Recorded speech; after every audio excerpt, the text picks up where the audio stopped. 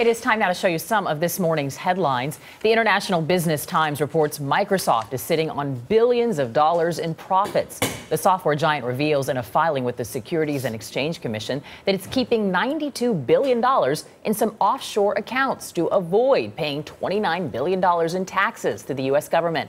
Microsoft says the U.S. is not entitled to the money, which came from Microsoft's foreign subsidiaries. The Chicago Tribune says the pharmacy at Walgreens is up and running again this morning. A database crash prevented customers at the chain's 8,200 stores from having their prescriptions filled for several hours on Friday.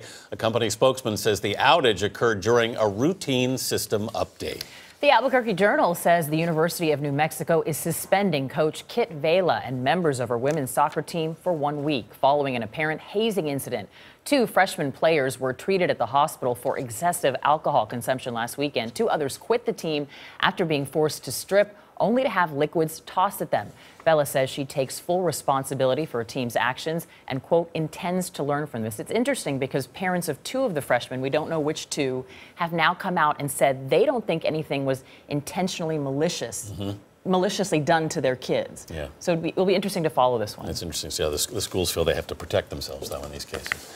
The Washington Post says it will no longer refer to its local NFL team by name on its editorial page. The paper's editorial board says after urging the Redskins owners to change the name of the team to something less offensive, it's now taking a personal stand. The board says it will no longer use what it describes as a racial slur.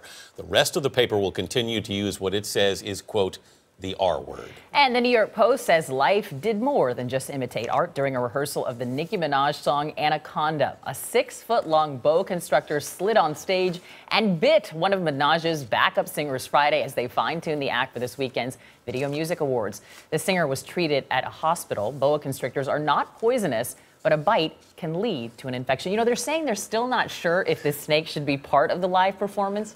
No, it should not, right? You want to play with snakes, you're going to get bit.